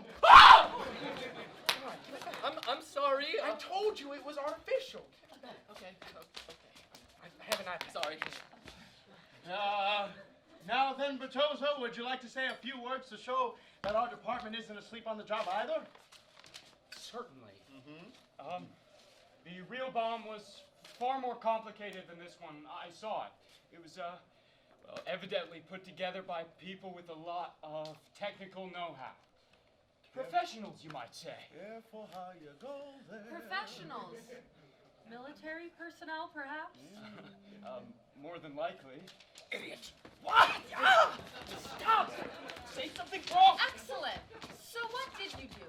Even though you were well aware that to construct, let alone plant a bomb of such complexity would take the skills and experience of a professional, probably a military person. Instead, you decided to go after a rather pathetic group of anarchists and dropped all other lines of inquiry among other interested parties who shall remain nameless, but you know who I mean. That's true if you're going to go along with Bertozzo's version. But you can't take his opinion as gospel now, can you? No, he's not really an explosive expert. He does it more as a sideline. A hobby. A hobby? What? Who is this guy? What does he know? Someone explain. Relax. Don't worry. Calm down. Inspector, relax. I'm sure that everything you've said is true. Just as it's true that the police and the judicial establishment have moved hell and high water to try to lay the blame at the door of this crazy, confused gang of pathetic dreamers with the vaudeville dancer at their head. You're right. They did look confused, but that was only a facade they were putting up so no one would know what they were up to. Okay. So let's take a look behind this facade. Well? What do we find? Out of the 10 members of the group, 2 of them were your own people, 2 informers, or rather, spies and provocateurs. 1, a Rome fascist, well known to everyone except for the aforementioned pathetic group of anarchists. And 1 of them was one of your own officers, disguised as an anarchist. Mind you, I know the officer in question. And I can't imagine how he ever got away with it. He's as thick as 2 short planks. Ask him who Balguna was, he'll tell you it's a Swiss cheese, the one without the holes. Why is this guy such a know-it-all? I'm gonna have that. No. I cannot accept that. The officer in question is a very fine operative, very well trained. And I don't suppose you have plenty more of these very well-trained operatives scattered around the left groups. I see no reason to deny it, miss. Yes, we do. I think you're just calling my bluff there, Superintendent. No, not at all. In fact, you'd be interested to know that we have 1 or 2 of those operatives in the audience this evening. Watch this.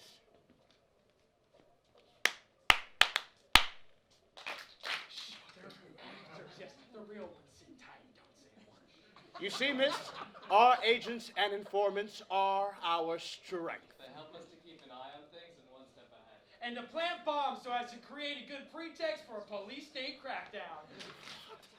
I was just preempting the lady's obvious comeback. That's all. Too easy, really. Anyway, could you explain, since you had every single member of this pathetic little band of anarchists under close surveillance, how it was that they managed to organize such a sophisticated operation without your intervening to stop them? Watch out, she's coming in for the kill. The fact is, during the days in question, our undercover agent was absent from the group. This is true, this is. He even had a note from his mom. This is true. Please, Your Honor. But your other informer, the fascist, he was there, wasn't he? In fact, the judge in Rome considered him to have been the main organizer of the whole thing, the person who, once again, in the judge's own words, had taken advantage of the naivete of those anarchists in order to involve them in a terrorist conspiracy, the true criminal nature of which they did not suspect. As I say, those are the words of the judge himself. Hits! A palpable hit! Well, for start, I have to tell you, the fascist you're referring to isn't one of our informants at all. Is that so? Then why was he always popping in and out of police headquarters in Rome, and in the political section in particular? I've only your word for this. This is the first I've heard of this. Thank you, sir. Oh, dear. Your hand, I'm sorry. You can keep it. I've actually got another one. That's a woman's. No, he was. So this is the first you've heard of it. And I don't suppose that anyone's told you either that out of 173 bomb attacks that have happened in the past year and a bit, that's 12 a month, one every 3 days. Out of 173 bomb attacks, as I was saying, 102 have been proven to have been organized by fascist organizations, aided or abetted by the police, with the explicit intent of placing the blame on left-wing political groups. I'm gonna have that patch off. What are you trying to suggest, miss, with these blatant provocations? Are you saying that if the police, rather than focusing on a raggle-taggle bunch of anarchists, had focused on more possible possibilities, for example, paramilitary and fascist organizations funded and run by big industrialists and leading forces and leading figures in the armed forces, then maybe we'd have gotten to the bottom of all this? Don't worry, he's going to turn the whole argument on its head. I know how he works now. It's Jesuit dialectics. If that's what you're thinking. That's what you're thinking, then I have to say, yes, absolutely right. If we'd have taken that route, we'd have certainly come up with some juicy tidbits by now. So much for Jesuit dialectics. He's gone mad. Yes. I must say, Mad! Oh, the nutter! That's where I know him from. to hear a policeman saying such things is a bit disconcerting. This guy is not. And you best keep them to yourself and not go spreading them around. Don't you think we're well aware of that? But don't let the journalist hear you. He's a nutter. You're the nutter. Shut up! I can't hear what they're saying. Of course. Miss Floody, you're a journalist. And you can really go to town on a scandal like this. Yes, it wouldn't be very hard to discover that the true intentions behind the massacre of innocent people and the bank bombing have been to cover up the trade union struggles of the hot autumn and to create a political climate of tension so that the average citizen would be so disgusted and angry with the violence and the subversions that they'd start calling for the intervention of a strong state. I don't remember where I read that. Was that La Unita or La Continua? Look, he's got an eye! I said it, he's got an eye! Have you gone round the twist, Matozo? Of course he's got an eye. Why shouldn't he have? Why is he wearing an eye patch if he's got an eye? Well, you've got an eye under your patch, and you don't see people going around and pulling it off. Just shut up a minute. Oh, how marvelous. You wear an eye patch just for fun. No, just has to keep a low profile. Now tell me more about this scandal of yours. Oh, yes. A huge scandal, a lot of right-wing politicians arrested, a lot of big fish compromised, colonels, members of parliament, senators. Yes. The left weeping, the Corriere della Sera having to sack its editor, and then the chief of police having been commended for his courageous act and promptly given early retirement. No, Captain. I cannot accept these gratuitous innuendos. This time I have to agree with you, Superintendent. I believe that a scandal of that scale would actually do credit to the police. It would give the average citizen the sense of living in a decent society for once, where the system of justice was just a little less unjust. Certainly. And as such, it would have served its purpose. Are the people calling for true justice? Instead, we'll give them a justice that is just a bit less unjust. They want revolution?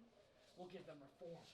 reforms by the bucketful. Yes, we'll drown them with reforms, or rather, we'll drown them with the promises of reforms, because we're never actually going to give them reforms either.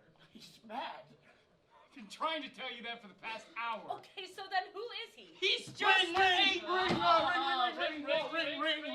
Excuse us, miss. He's wanted on the Are you trying to destroy us? Idiot! Don't you understand? That's gotta stay a secret. If the journalist finds out the reopening the inquest into the Anarchist case, we are done for. Who's reopening the... You're asking me? You're the one who knows what it's all about. In fact, you know damn all. You're coming in here and causing trouble. What? Oh. How am I causing trouble? Oh. Shush! Oh. Superintendent, you have no need to worry. The captain, or rather ex-captain, has just told me everything. What has he told you? Oh, who he really is. He told you! Yes, I couldn't carry on any longer. And by the way, she already tumbled me. I hope he made you promise not to put it in your paper. Oh, not at all. This is how I'm going to start my article. I met a plainclothes bishop at police headquarters. Yes, I'm sorry. A bishop? Sorry for not having let you in on my secret. I apologize. God, he's a bishop now? I sincerely hope you're not going to You're believe getting him. very boring. Allow me to introduce myself. The name's Father Augusto Benier, Vatican Charge d'Affaires, responsible with relations with the Italian police. In charge of fair. Ever since the assassination attempt on the Pope, the Church had thought it would be a really good idea to maintain common channels of communication with the police. A constabulary, Cardinal. This has gone too far. Don't you think we know he's talking bollocks? But he's doing it to save us. Understand? Save you? What, he's promised you eternal salvation too? Pack it in and kiss his ring. Kiss his ring? No way.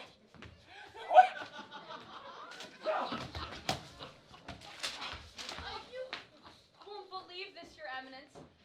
But a moment ago when we were talking about the scandals and you were saying, that is real freedom, the best of all possible worlds, hallelujah, I actually thought, I hope you'll forgive the irreverence. Oh, of course, please, go on.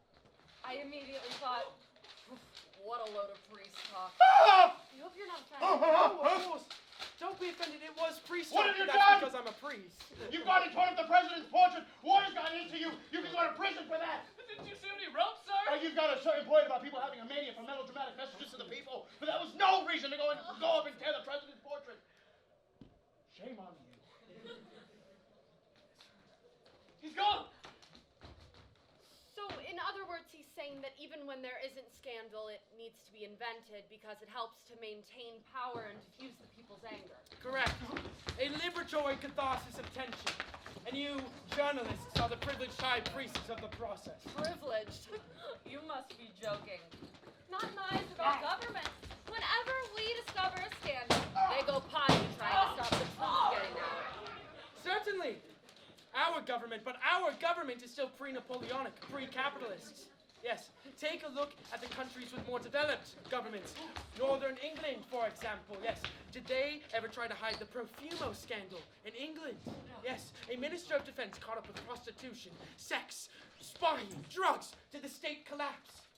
Or the stock exchange? Not a bit of it. No, if anything, they came a bit stronger than before.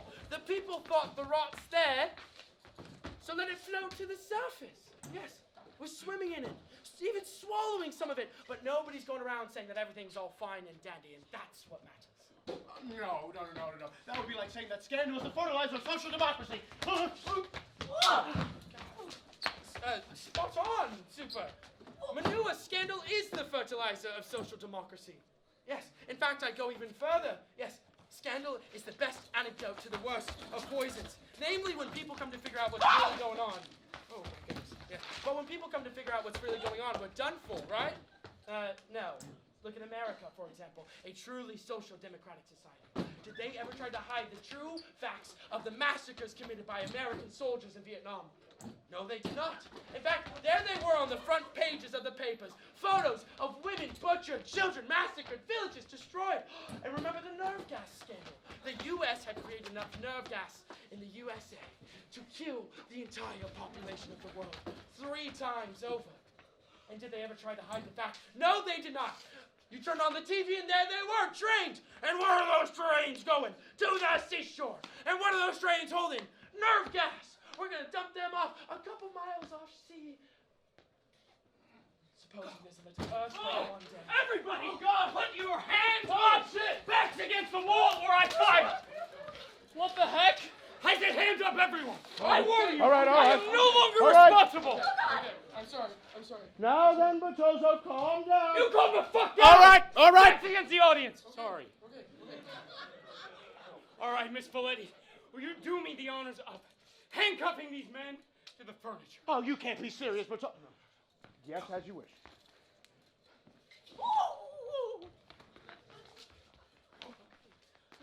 I'm sorry, sir.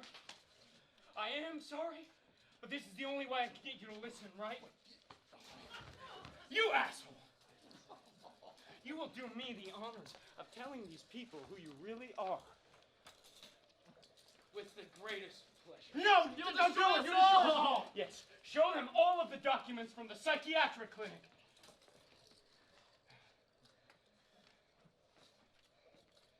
Years ago, Miss Folletti, the workers of Europe wanted revolution. What did they get?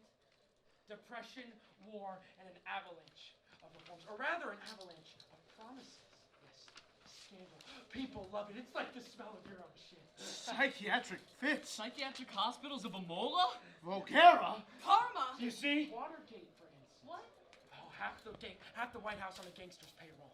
The big cheese pronounced guilty. What happens? He writes a bestseller. Lectures at Oxford, meets David Frost, all while he's laughing his way to the fucking bank. And Carter promises open government. You see, scandal followed by promises. What are you on about? Histriomania! Pyromania? Dipsomania. That was written before Carter was even heard of. He's a lunatic? Exactly. You mean a mental case came in here, passed himself off as a judge, reopened the inquiry. Made me sing? How much longer are we going to go along feeding inflammatory news with the highest of ratings? We've let Reagan-era policies boil up for decades, polarizing our news. And now, politicians and activists alike rally against it. But the truth is, we shouldn't be glued to a soap opera than a nuanced explanation of current events. What are you doing? Hey, Jack. This isn't Dario Fo. I know, I love a bit of political gossip. How many more bastard politicians are going to promise us gun reform and assault rifle bans after every school shooting? We've been hearing this since Columbine. Do you think they're actually going to do anything? Not fucking likely! Meanwhile, black kids can barely walk the streets with so much as a hairbrush without fear for their lives! This is an unheard of distortion of the author's meaning. He'll get his royalties. Get back to the fucking Oh script! my God! Calm down. All right. Hey! This is an insult to Dario Fo. Good. I've got a bone to pick with him. Why is there only one woman's part in this fucking play? I feel marooned. Oh, here we go. The author's sexist. Yeah, he's prehistoric. And why are we bothering? He's a prehistoric genius. Come on with the dance. I can't dance! Get in. All right. Jesus. You mean a mental case came in here, passed himself off as a judge, reopened the inquiry? Made me sing? Exactly. He's a nut. A maniac. When I think of what he put me through. Nothing compared to what I'm gonna put you through now. What? Everything's on here. Everything you said since I first walked in. You know him? Yes. Paulo Davidovich Gandolfo. No! The prose pimpernel of the Permanent Revolution. Oh. The notorious sports editor of Lotta Continua. The organ of the Jewish conspiracy itself! The lunatic fringe. Get it? What do you intend to do with that tape? Make a few hundred copies. Spread them around. Plenty of scandal, Miss Folletti. You should be happy. You lot won't be around to see it, of course.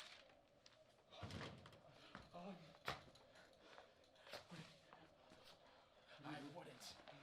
Oh. My God. Get the gun, Bertozzo. Shoot No, him with it. Shoot him. no. Don't believe him, Bertozzo. It can't go off. I only need half a finger to flick the detonator. There is no detonator. Want to bet? A long bar acoustic? Nada. Acoustic! How did that get there? I always keep a few knickknacks handy. Drop the gun. Drop the gun over there. Come on. Join your colleagues. Why are you looking at me? What? Oh, God. What are you doing? What are you doing? This bomb will go off in 5 minutes precisely. No!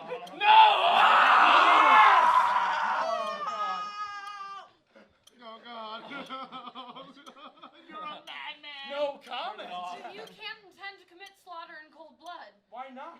You think they wouldn't? Haven't even? Look at them. They're the children of Hitler and Mussolini. The same breed as the Pinochets of today. You can't take the law into your own hands. Look, I don't have much of a choice. Any other course of action, I'll be pushing up daisies for death. Justice must be administered openly through the court. I agree. It's a nice idea, but I haven't got the time to mess. You kill them, and you're no better than they are. You merely demonstrate your ultra-left contempt for democracy. Well said, Miss Folletti. You, Communist Party journalists, pass yourselves off as champions of the truth and peddle your reformist illusions into the capitalist press. I have to defend democracy by volunteering myself for the mortuary slide. Why not ask yourself, Miss Folletti, what sort of democracy requires the services of dogs such as these? I'll tell you.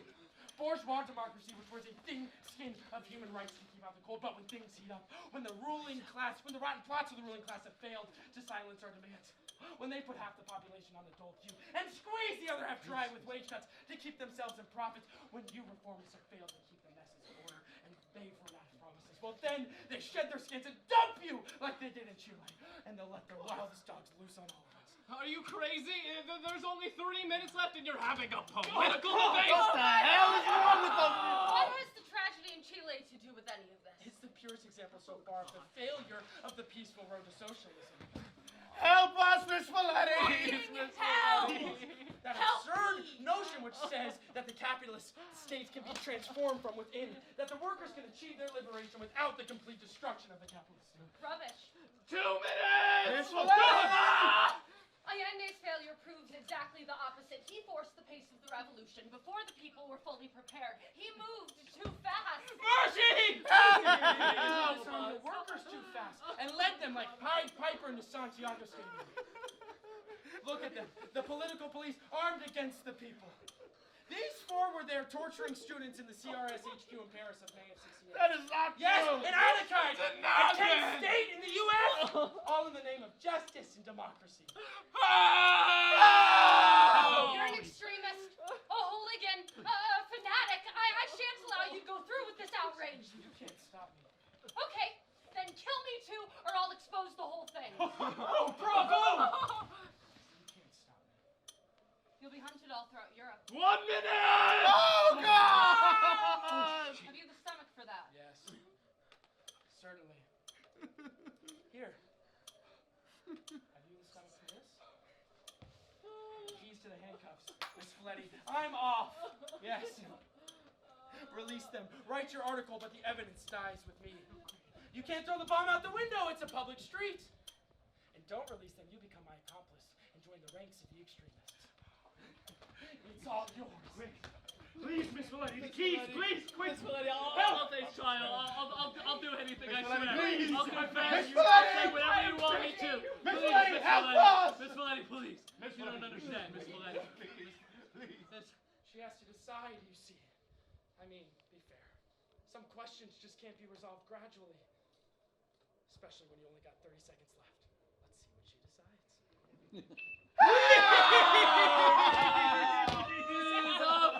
Oh my God, please!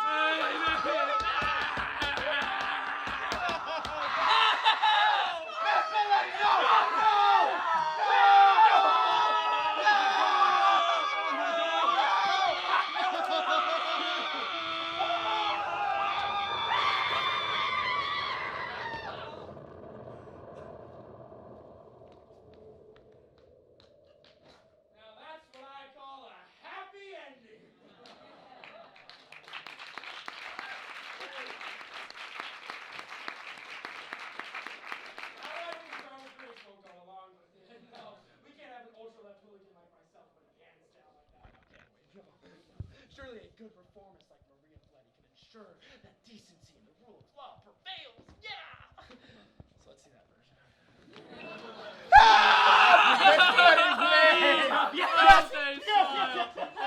Oh my goodness! I'll pray for you every day of my life, I swear! Thank you. Thank you. Thank you. Go! Wait! She knows everything. Get her!